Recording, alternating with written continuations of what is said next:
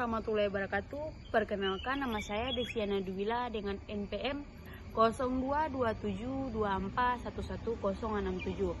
Saya dari Fakultas Ekonomi dan Bisnis, Prodi Akuntansi. Jadi teman-teman, ini video saya yang keempat dari tugas ekonomi syariah. Jadi materi yang keempat ini tentang peran lembaga dan industri pendukung dalam perbankan syariah. Jadi teman-teman, sebelum menonton video ini jangan lupa like, subscribe, comment, and share. Komen sebanyak-banyaknya. Kelas 3A. Jadi teman-teman, materi kali ini saya akan membahas tentang peran lembaga dan industri pendukung dalam perbankan syariah.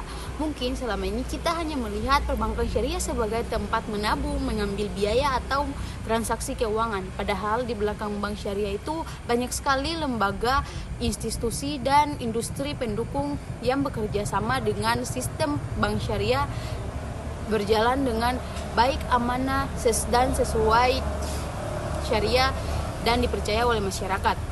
Nah, jadi ibaratnya itu sebuah mobil. Bank syariah itu adalah mobilnya. Tapi mobil tidak bisa bergerak sendiri tanpa ada bahan bakar, mekanik, bengkel, dan jalan raya, serta supir yang mengerti cara membawanya. Nah, lembaga industri pendukung ini adalah ekosistem yang membantu bank syariah bisa berjalan dan berkembang. Beberapa menit ke depan saya akan membahas lebih dalam. Yang pertama yaitu kenapa bank syariah butuh lembaga dalam industri pendukung. Yang kedua, lembaga syariah yang mengatur dan mengawasi bank syariah. Yang ketiga, lembaga keamanan, jaminan, dan perlindungan nasabah. Dan yang keempat, industri teknologi dan informasi pembayaran syariah. Yang kelima, lembaga pendidikan, pelatihan, dan sertifikasi profesi keuangan syariah. Yang keenam, peran pemerintah dan asosiasi industri. Dan yang terakhir, tantangan dan peluang ke depan. Nah, berikutnya pembahasan yang akan saya bahas dengan bahasa yang lebih santai dan mudah dipahami. Yang pertama, kenapa perbankan syariah butuh lembaga dan dalam industri pendukung? Sebelum masuk ke lembaga-lembaganya, kita perlu memahami dulu kenapa bank syariah butuh banyak pendukung dan kenapa bank syariah tidak boleh berdiri sendiri. Satu, karena harus sesuai dengan syariah. Bank syariah tidak boleh dengan bank konvensional. Bank syariah berbeda dengan bank konvensional. Mereka tidak boleh menjalankan sistem riba, masyir, garal, dan manipulatif, dan lain-lain halnya yang dilarang oleh syariah. Nah, supaya aturan itu benar-benar dijalankan, perlu lembaga khusus yang mengawasi syariah. Dan yang kedua, karena lembaga regulasi dan aturan yang jelas, bank syariah tetap bagian dari sistem perbankan nasional. Jadi harus sesuai dengan aturan OJK, BI, dan pemerintah. Tanpa aturan yang jelas, bank tidak bisa jalan karena tidak dipercaya oleh masyarakat. Yang ketiga, karena tidak menjamin keamanan dan stabilitas. Sama seperti bank konvensional, bank syariah juga harus diawasi dan risiko likuiditas serta risiko kerugian, karena itu adalah lembaga yang memastikan bank syariah tetap aman. Yang keempat, karena kebutuhan teknologi dan sistem yang modern. Di era digital, bank syariah tidak cukup hanya buka kantor. Yang keempat, karena butuh teknologi dan sistem yang modern. Di era digital, bank syariah tidak cukup hanya buka kantor.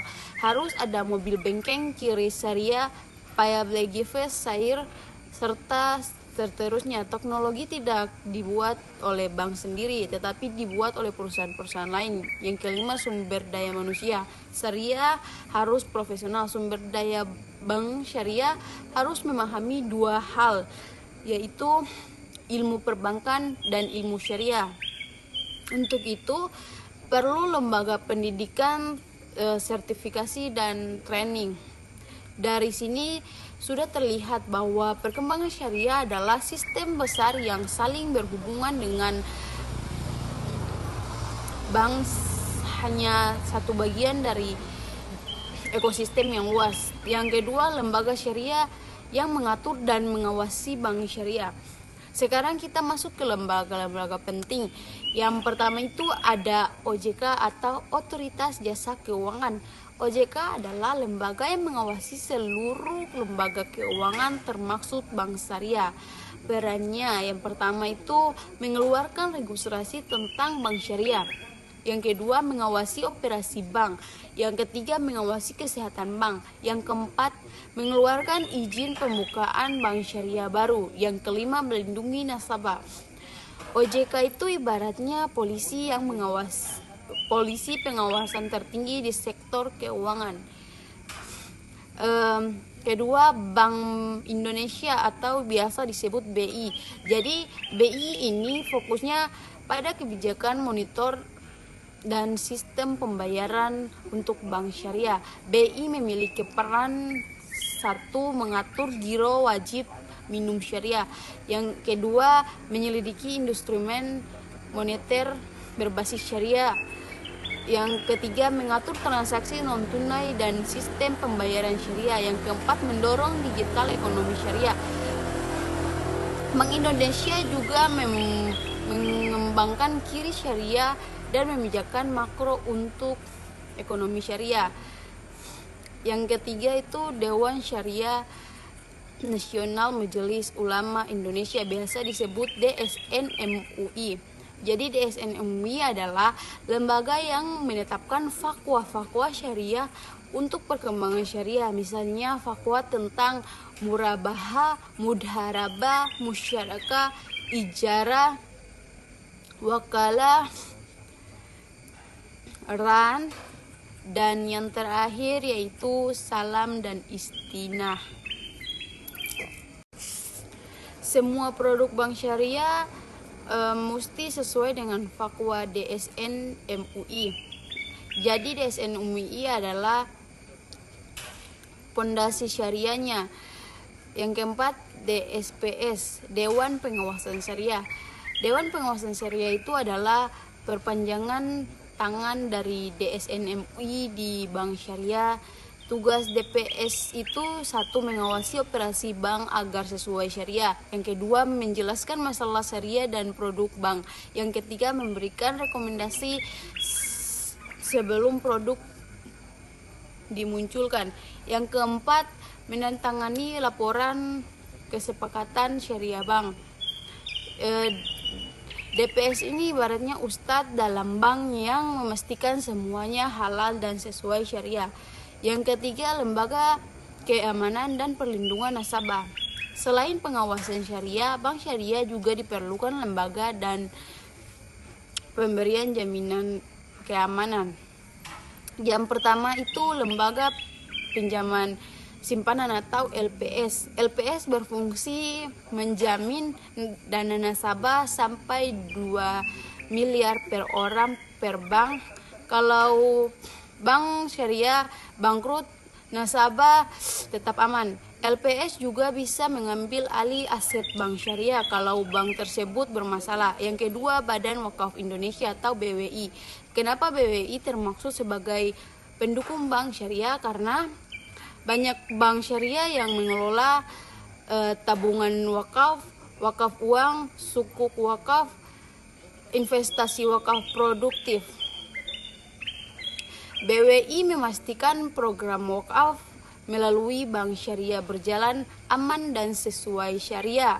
Dan yang ketiga itu BKPKH atau Badan Pengelola Keuangan Haji. Bank syariah sangat berhubungan dengan dana haji. Bank syariah menjadi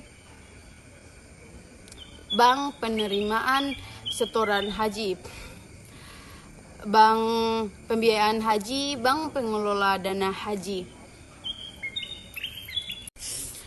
BPKH bekerja sama dengan bank syariah dalam mengelola dana umat yang sangat besar. Yang keempat, lembaga mediasi perbankan. Jika ada konflik nasabah dalam bank syariah, ada lembaga mediasi yang mendapatkan bantuan penyelesaiannya. Tujuannya melindungi nasabah agar tetap merasa aman dan adil. Yang keempat, industri teknologi dan infrastruktur pembayaran syariah. Bank syariah tidak bisa berkembang tanpa teknologi, jadi perlu lembaga dan mengurus berbasis teknologi syariah. Yang pertama, QRIS Syariah. QRIS Syariah merupakan versi syariah dari QRIS reguler. Bedanya, transaksi melalui QRIS dipastikan tidak digunakan untuk transaksi yang bertentangan dengan syariah. Merchant harus terdaftar dan sesuai syariah. Sistem pembayarannya harus transparan. QRIS syariah memudahkan pembayaran di masjid, BMT, UMKM halal, dan lembaga sosial. Yang kedua, Payablegai Syariah. Contoh solusi pembayaran untuk marketplace halal, zakat online, dan wakaf online. Payablegai Syariah memastikan tidak ada bunga, tidak ada potongan yang melanggar syariah, dana disalurkan ke rekening syariah. Yang ketiga, Finance Syariah. Finance Syariah memperluas layanan bank, misalnya B2P, Lending Syariah, e-wallet syariah, pembiayaan UMKM syariah, investasi syariah, konflik wakaf atau amal. Syariah menjadi bagian penting dari ekosistem digital. Yang keempat, sistem informasi dan koren bank syariah. Bank syariah butuh sistem IT, khususnya untuk menghitung bagi hasil akad syariah, monitoring pembiayaan, dan lain-lain. Sistem ini berbeda dengan bank konvensional, sehingga dibutuhkan perusahaan teknologi yang mengembangkan software yang sesuai syariah. Yang kelima, lembaga penilaian syariah. Untuk suku, pembiayaan, properti, wakaf, produksi, dan produk besar, bank syariah memerlukan penilaian aset dan apresiasi syariah supaya valuasinya tidak mengganggu spekulasi. Yang kelima, lembaga pendidikan, pelatihan, dan verifikasi sumber daya manusia syariah. Tanpa SDM yang profesional, bank syariah tidak akan bisa berkembang. Pengaruh perguruan tinggi ekonomi syariah. Bank kampus yang menyediakan program ekonomi syariah, perbankan syariah, manajemen keuangan syariah, dan akuntansi syariah. Kampus-kampus ini mencetak tenaga kerja yang komponen. Yang berikut, LPS atau Lembaga Sertifikasi Profesi Keuangan Syariah. Ada beberapa sertifikasi yang wajib dimiliki pegawai bank syariah, misalnya sertifikasi Dewan Pengawasan Syariah, sertifikasi Perbankan Syariah tingkat dasar, sertifikasi Analisis Pembiayaan Syariah, sertifikasi Manajemen Risiko Syariah. Sertifikasi membuat pegawai bank syariah bekerja profesional dan sesuai dengan standar nasional. Yang ketiga, pelatihan dan workshop industri. Perannya meningkatkan kualitas karyawan bank, memberikan pemahaman tentang akad, mengajarkan strategi pemasaran syariah, memperkuat pemahaman tentang analisis resiko. Yang berikutnya, membangun etika kerja yang sesuai dengan sistem Islam. Semua produk bank syariah mesti sesuai dengan fatwa DSN MUI. Jadi DSN MUI adalah pondasi syariahnya. Yang keempat, DSPS, Dewan Pengawasan Syariah. Dewan Pengawasan Syariah itu adalah perpanjangan tangan dari DSN MUI di Bank Syariah. Tugas DPS itu satu, mengawasi operasi bank agar sesuai syariah. Yang kedua, menjelaskan masalah syariah dan produk bank. Yang ketiga, memberikan rekomendasi sebelum produk dimunculkan. Yang keempat, menandatangani laporan kesepakatan syariah bank. DPS ini ibaratnya ustadz dalam bank yang memastikan semuanya halal dan sesuai syariah. Yang ketiga, lembaga keamanan dan perlindungan nasabah. Selain pengawasan syariah, bank syariah juga diperlukan lembaga dan pemberian jaminan keamanan.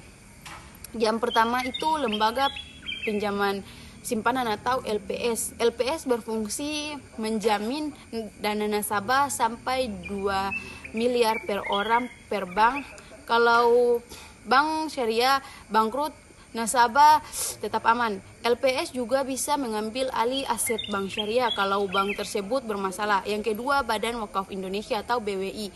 Kenapa BWI termaksud sebagai pendukung bank syariah? Karena banyak bank syariah yang mengelola tabungan wakaf, wakaf uang, sukuk wakaf, investasi wakaf produktif. BWI memastikan program wakaf melalui bank syariah berjalan aman dan sesuai syariah. Dan yang ketiga itu BKPKH atau Badan Pengelola Keuangan Haji. Bank syariah sangat berhubungan dengan dana haji. Bank syariah menjadi bank penerimaan setoran haji, bank pembiayaan haji, bank pengelola dana haji.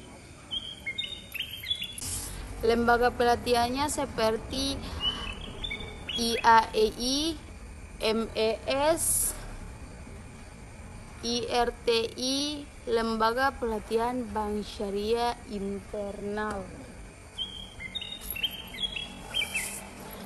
6. Yaitu peran pemerintah dan asosiasi industri. Yang pertama itu ada pemerintah atau Kementerian Keuangan. Pemerintah sangat berperan penting melalui pengembangan suku negara atau SBSN, pengembangan pasar modal syariah, penyediaan industri syariah, program ekonomi syariah nasional.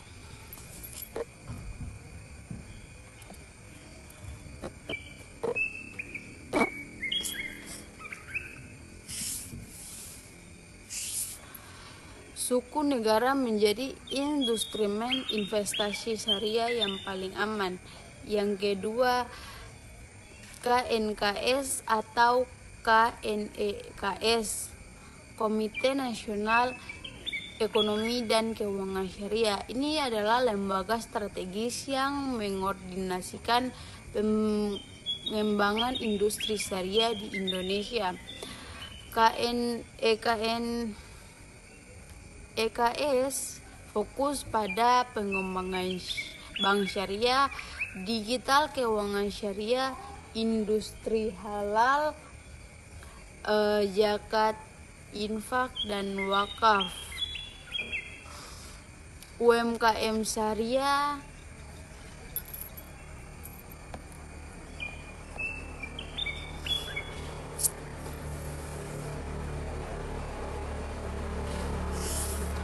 dan UMKM syariah. Yang ketiga ada asosiasi perkembangan syariah. Contohnya asosiasi bank syariah atau biasa disingkat ASIBIS Indo. MES adalah masyarakat ekonomi syariah. Fungsinya memperjuangkan kepentingan syariah, membuat standar operasional,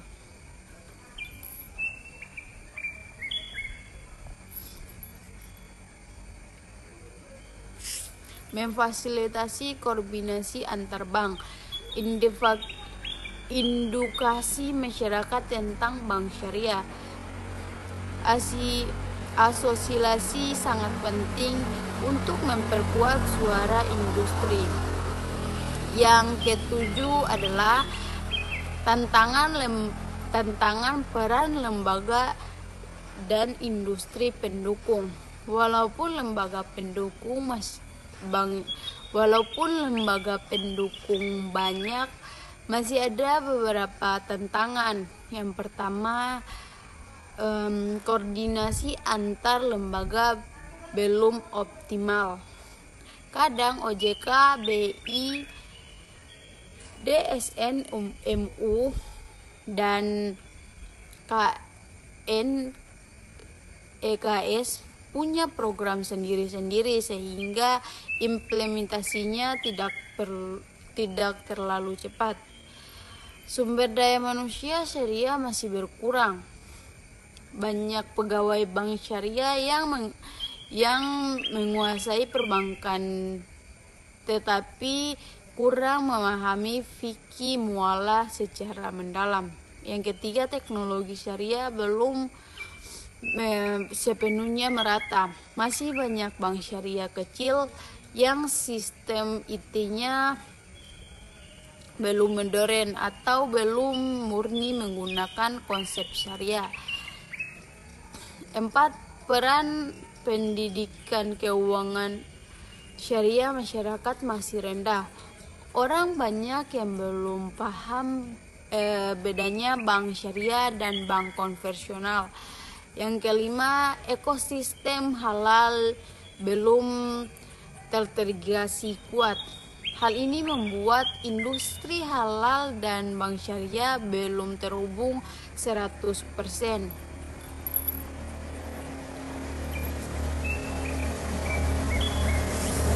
Yang ke-8, peluang besar industri pendukung perbankan syariah. Di balik tantangan tadi ada peluang besar. Yang pertama, digital syariah. Dengan kiri syariah, finance syariah, dan mobil banking syariah, keuangan syariah bisa mengangkut daerah-daerah terpencil.